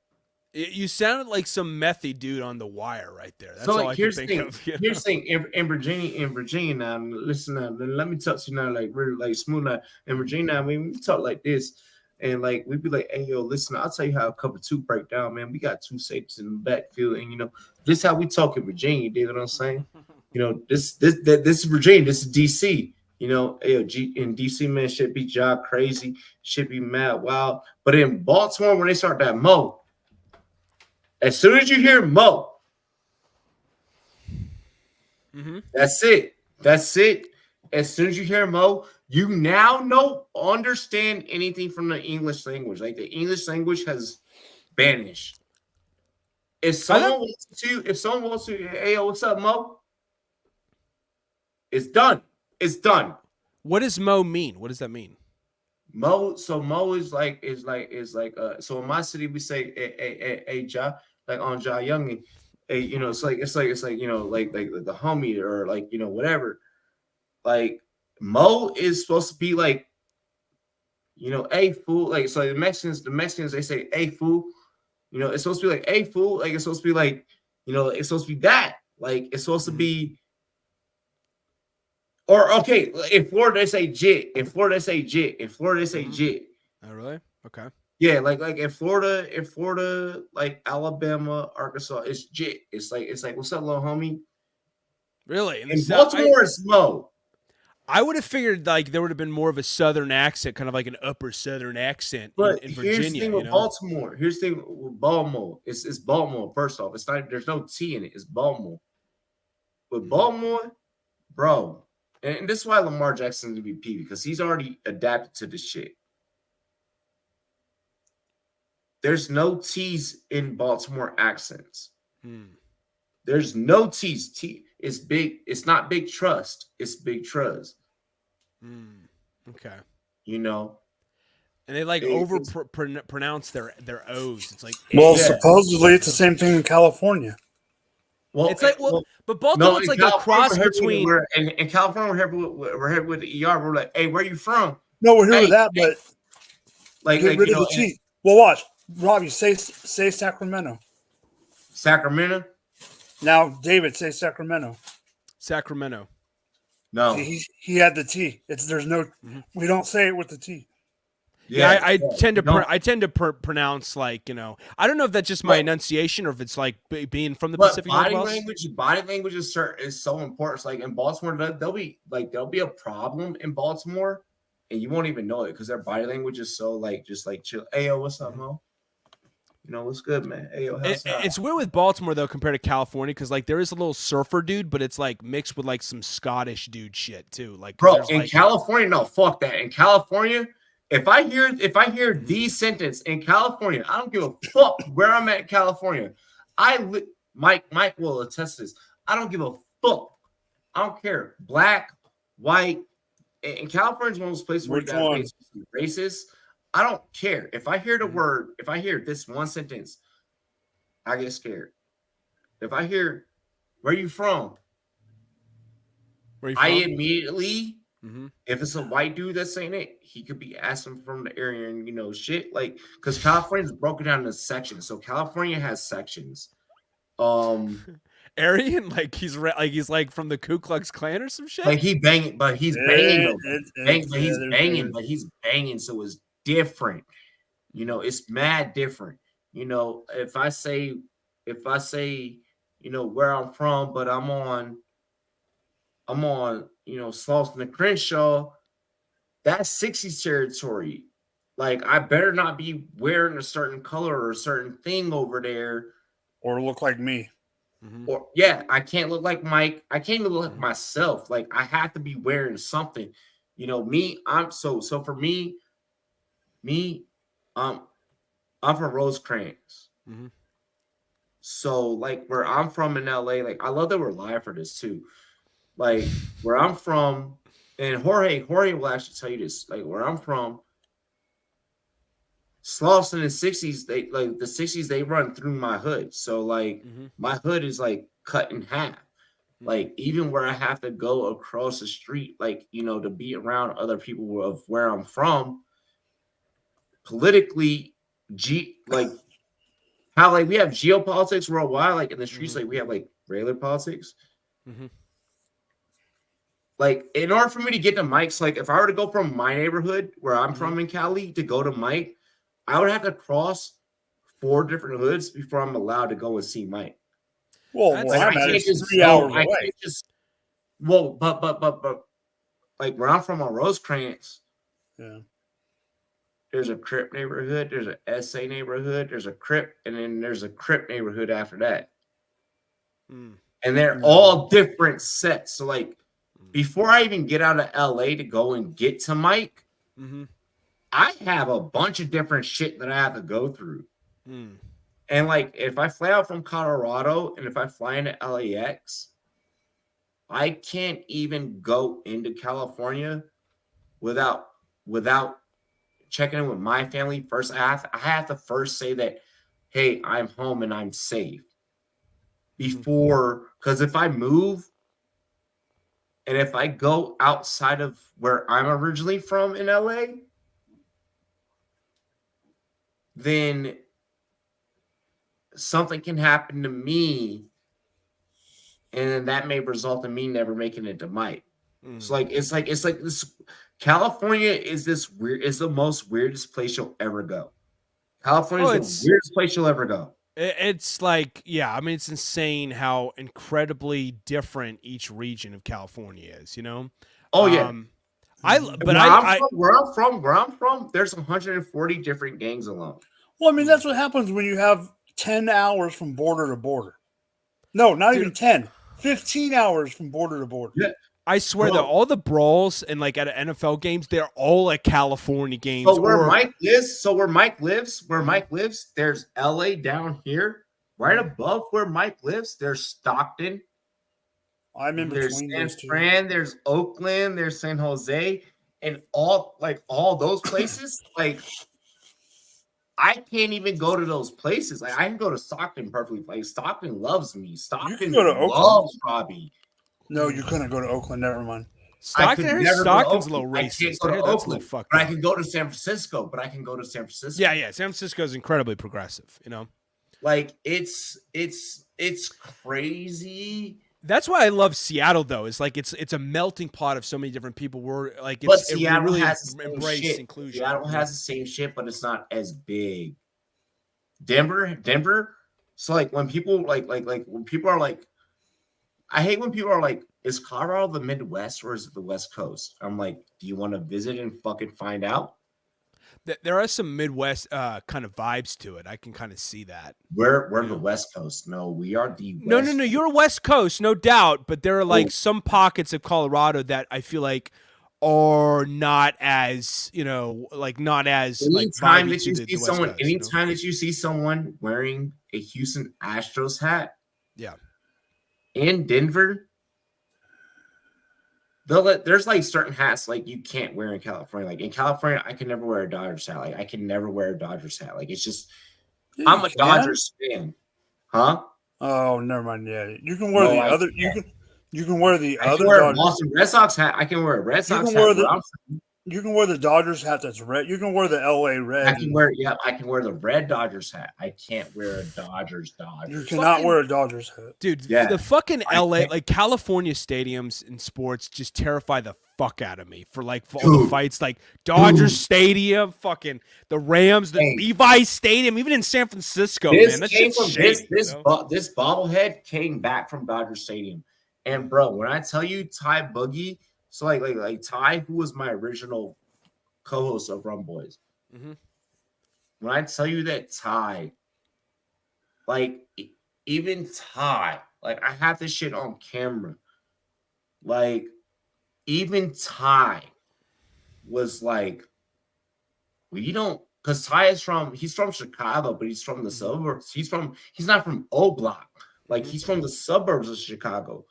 So like even Ty was like, this shit actually means something. So like, I'll be honest. The whole reason why I started like the whole fantasy football shit was because like I wanted to become like legit. Like I want to become a regular person. Robbie, original Robbie, real Robbie. I'm happy that I'm so happy that we're live for this. Original Robbie, Mike will tell you, before I got in the industry,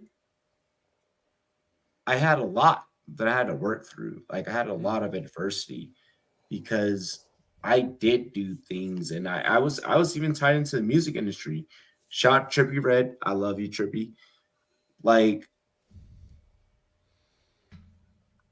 yeah, bro, yeah. Like, there's a lot that you have to go through to go from that to do like what we're doing as podcasters, like to become a podcaster. Mm-hmm. Like when I first started doing this shit was not cool. Like this shit was, I was a dork. Like in my hood, I was a dork, bro. Still are. Mike's like, know your place, Robbie. You know, fucking know your place, motherfucker. It's crazy though. I don't know. Just those Carolina. It's like you go into a game and you get your complimentary program, and a complimentary set of brass knuckles with some of the shit that they fucking do over there, man. It's like I'm kind of nervous about going. My brother went to go see a USC game in the Coliseum and shit, and that's dope. But like I was like, make sure you go with someone. Make sure you're like, you know, don't fuck around. LA is the one place that you need to go with someone. Like LA is the one place in America. Like I've never been to, Mike. You've lived in California. You know how to move. It's like, I'll go to sporting events. He knows the end. Hold on. If Mike was not from California, if Mike had never fucking breathed California air, I promise, if Mike was from fucking Delaware and was like, I'm going to fucking visit California, he would have to call me first to get into California. Because, like, here's the thing. Like, so, all right, I'm going to tell a story. I was on a business trip. I thought you wanted to end this somewhat on time. We're ahead of time. We're good. We're way good. So, I'm on a business trip, right? Need to remind you, like, this business trip put us on the good side of LA, put us in Hollywood. Well, Mike will tell you, first off, if any tour guide tells you there's a good side of LA, bitch, you're wrong. There's no such thing. Yeah, there is. Hey, Mike, can you still get pickpocketed down the Hollywood Boulevard? Oh, in that sense, yes. Hey, Mike, are there still prostitutes on the Hollywood Boulevard? But what? I never said that Hollywood Boulevard. Hey, Mike, can you still find fucking drugs on Hollywood Boulevard? Yes, but who in their freaking mindset? All right, I win this argument. Who in the right mindset that the Hollywood Boulevard is the good part of LA? Everyone. No. Bro. And not Olympic either, but David. What? So I'm with Ty Boogie, right? I'm with my little homie. Yeah. I'm like, he's like, I want to see the Hollywood Stars. I'm like, okay, fine. Oh, gotcha. Need I remind you, we're already, so like our hotel was in Beverly Hills, but I'm from LA. So I was like leaving the hotel when I could, and I was going to fuck around like I was going to fuck around on Rosecrans. I was on the Krantz because like Beverly Hills runs through Rosecrans. Like the white neighborhood runs through like the blood neighborhood. So like I'm like, all right, whatever. I get a call. He's like, I want to go see the Hollywood Stars. I'm like, fuck. Like I'm at a cookout. We got 40s out. Everybody's like drinking like Mickey's and Old English. Like we're chilling. I come back. I grab fucking I grab Ty. One of our old subscribers, old head, homie. I didn't even realize homie was 63 and a YouTube subscriber. One of our old heads, old man TD, he pulls up, he scoops us up. He's like, let's go fucking wild out. Like, all right, bet. This same day we go to a Dodgers game. Fucking Ty Boogie, we're walking down the Hollywood Strip. I'm like, yo, there's Chris Berman. I'm like, we're chilling. I'm like, hey, Ty, can you please keep your hands in your pockets? If Robbie asks you, like rule number one, if you're with Robbie, if I say, hey, I see weird activity, that just means follow along with me. That doesn't, don't question anything that I say. He's like, oh, yeah. He's like, man, I've been chilling the whole time. Takes his hands out of his fucking pockets. This nigga gets pickpocketed. Oh, God.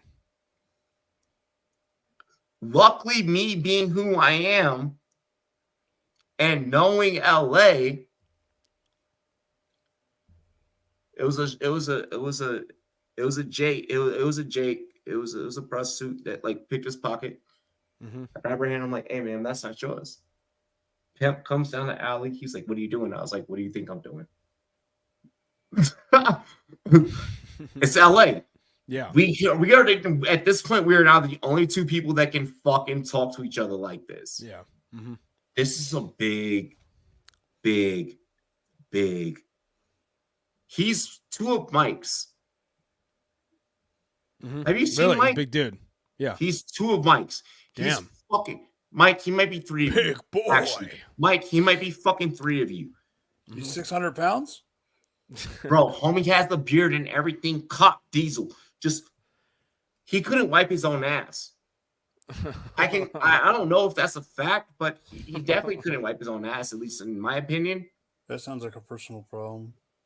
Bro. It sounds like DJ Khaled at his worst. Homie goes, you taking her attention right now? She's on the clock. Bro, I literally look up at him. I'm like, that's my man's. You're not about to take advantage of my man's. And I suggest you back the fuck up right now. You know, remind you, there is nobody around Robbie. Ty doesn't even know what the fuck is happening right now. Keyword, Pacey boy, in the middle of some shit that's about to fucking go down in the middle of LA. He's like, I don't like the way you're talking to me. I was like, and honestly, the only comeback that I had at this point was whatever he said. Honestly, I don't like the way you're talking to me right now. And listen, I was like, I'm Brim. Unless you want to deal with some problems, I want to leave this the fuck alone. That's crazy. Jeez. That's all I had to say. And it was enough to make him, he was like, so you from here? I was like, I'm from here. Shook my hand and he goes, you're okay. And gives me the you ever had someone like fucking treat you like a goddamn kid, like a fucking child? Yeah. This nigga literally shakes my hand, looks me dead in my eyes, and he's like, you're Brim? And I'm like, I'm Brim. He was like, you're okay. And he goes, we're good. Lets me go, and I'm like, Ty, let's get the fuck out of here, bro. It's weird, man, when you walk into the wrong neighborhood and shit. Like the other day, I could have sworn I almost walked into a robbery that was about to happen at a Circle K that I was at. I was coming home from work, and I come in, these guys were wearing their masks and stuff. Like because it was cold outside, and I was like, this looks a little weird. And you had one guy posting up kind of as the lookout outside, it seemed like. If they start moving like this, move. Yeah, it was sketchy because one of the guys was like staring at me as I'm pumping gas in. And then they come out and I was like, okay, maybe I'm misconstruing this because one of the guys takes down his mask immediately as he comes out, but they're not sprinting out, you know? But then when I go into the store, the clerk that's working there is all of a sudden like, I'm not selling shit right now. You guys got to go. I'm not selling anything right now. And I'm like, is this code for like something's about to go down? It was really, really sketchy, especially the eye contact that one of the masked dudes was making with me. It was where I see in Colorado, I'm actually banned from that shit because that's actually I can't wear shiesties. I want to rock a shiesty so fucking bad in Colorado. I want to rock a shiesty so fucking bad in Colorado. What is a shiesty? What is that? It's just a ski mask. It's just yeah, that's what they were wearing. That's what they were fucking wearing. The Nike Tech joint, yeah. Hey, It was so sketchy. I just got the fuck out of there, man. Here's the thing. The scariest thing with a shiesty, I don't care about Americans with a shiesty.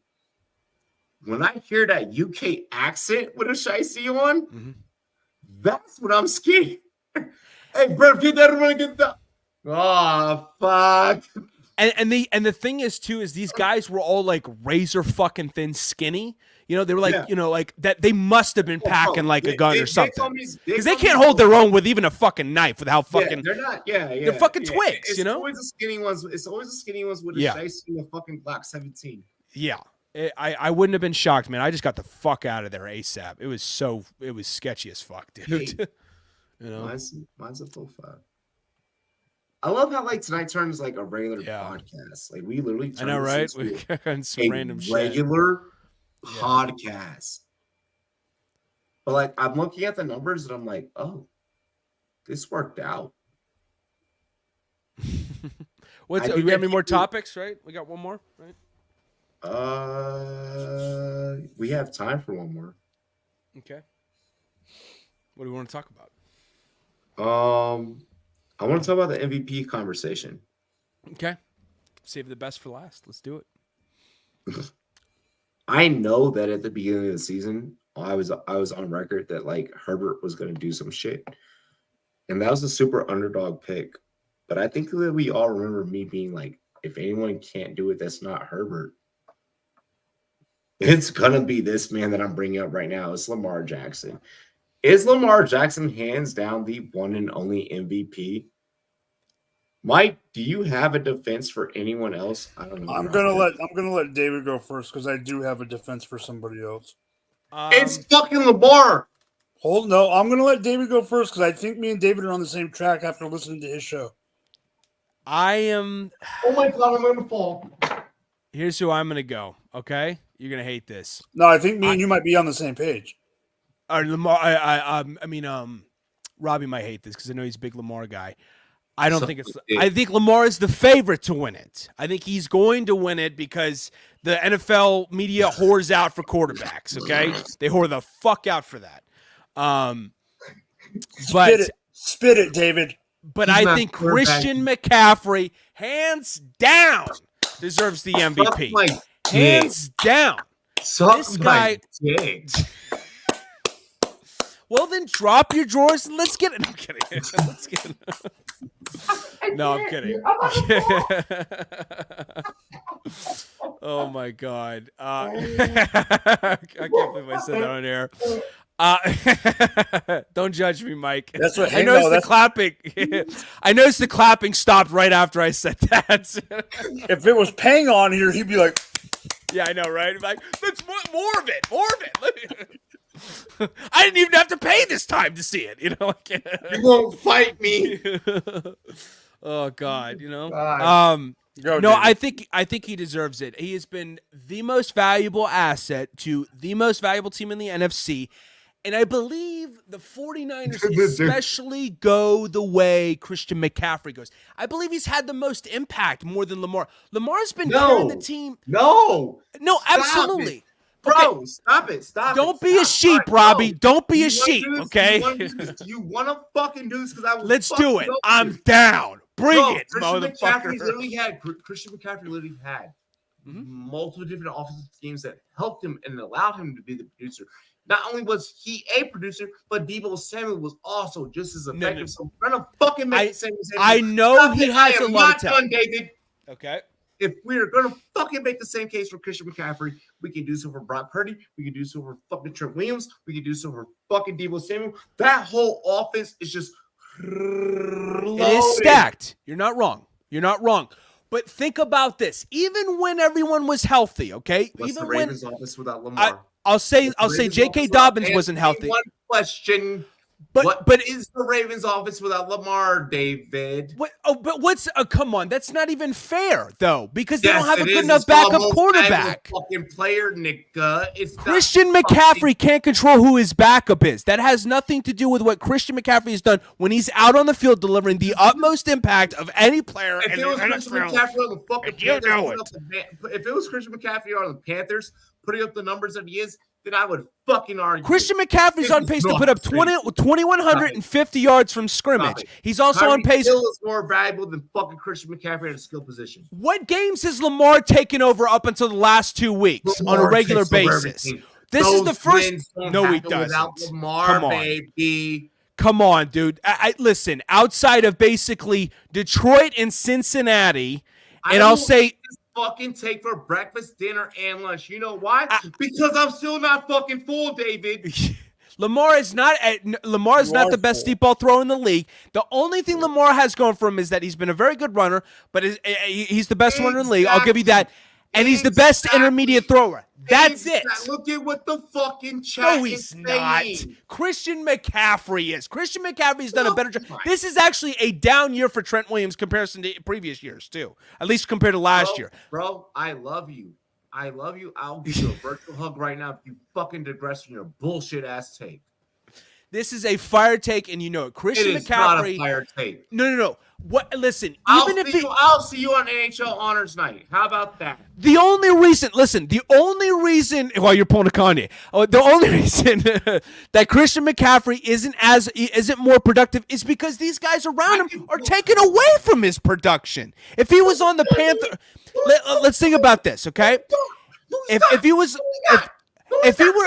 No, I'll say this. If he were on the Ravens, he'd be putting up even more production than he is right now. Deebo Samuel, guys like Brandon Ayuk, George Kittle are taken away from his production. It's been a long fucking time since the coast has actually fucking made me want to drink, and that's happening right now. You are such a Lamar Jackson. You are whoring out for Lamar right now. It has nothing to do with Lamar Jackson, damn it. That's everything. I was riding Brock Purdy up until this point. You know what you are? Twisted. Hey, Lamar, Robbie, you are a prisoner of the moment right now. You're buying in too much to the last 2 weeks. It's clouding your judgment. Into a whole season. Dude, I am buying into a whole season. He was already my runner-up before the beginning of the season. I had Justin Herbert first. It is on record. This is the truth. I am sticking with my second runner-up. And God damn it, if Lamar, you can do it, then in Louisville, we trust. Listen, he is 9th in total rushing and passing touchdowns in the league right now, and he's 3rd in the league in total passing and rushing yards, okay? There's nothing dominant about him. There's nothing. He's got 24 touchdowns. I bet you he gets the Super Bowl this year. He's not been that electrifying of a deep ball thrower. Yeah, because Hear me out. Oh, this is the NBA. This is not the NBA where I said that Russell Westbrook and James Harden-Styles would never win a championship. Lamar Jackson-style football will win a fucking football. I'll tell you. Okay. Time out, David. Hold on. I want to bring one thing up, and then I'll let you two battle out because it's good TV, but we got to bring one thing up. Robbie, he can't debate with me. No, I'm the judge of the court here. We have to think the fucking sheep over here. Okay, sorry. Go ahead. Gavel, ding, ding, ding. The court of Rumboyz is throwing out one thing that Robbie is saying. What's this? I don't want to hear anything about Lamar winning a Super Bowl or not because the MVP does not give a shit about that. It is a regular season award, so I don't give a crap.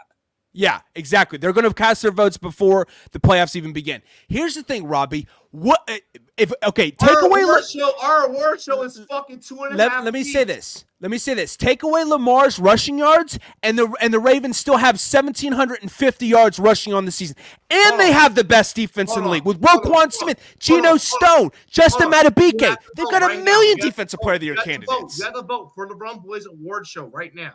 For our award show. I don't give a fuck what the NFL says. For the Rumboyz, where are you casting your vote? My MVP is Christian McCaffrey.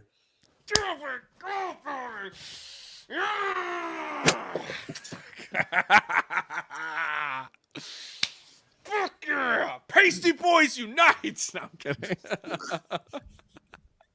Robbie is just absolutely demoralized right now. That sounded accidentally a little jokingly racist, so I apologize. That was fucking great. Oh God, I wanted to rip my shirt off, but I really like this shirt, so I kind of faked it, So I hope I did it. Because you're not strong enough. He's like, shut the fuck up. You're not nice enough. Listen, I hide these muscles under all this flab. I'm like Sylvester Stallone, just one flex away. One adrenaline rush away. Hey, yo, Mike. Mm-hmm. If you smell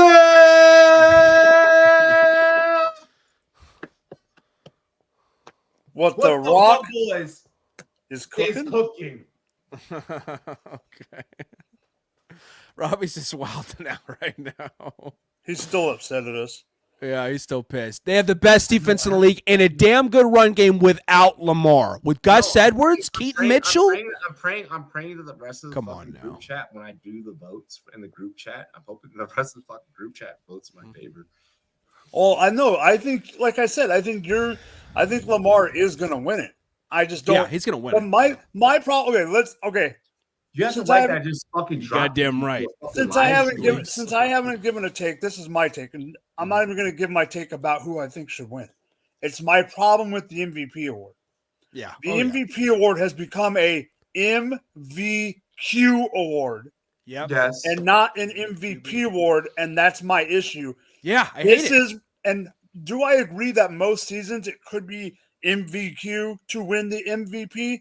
But like David said, he brought up Lamar's stats. I understand that he's valuable to the Ravens, but because of the lack of stats, in my opinion, no quarterback deserves to be the most valuable player. Lamar, bro. It's Lamar, bro. He's the most valuable quarterback. Dude, he's got 24 passing. He's got 29 total touchdowns. Josh Allen has 13 more than that. 42 total touchdowns. How many He's been better. Dave, how many rushing? What's the difference in rushing touchdowns between the two? 15 to, I believe, 5, I want to say. It's crazy. Ayo, chat. Here's what I'm going to do. Yes, 15 to 5. When we do the award show next week, we'll probably do the award show.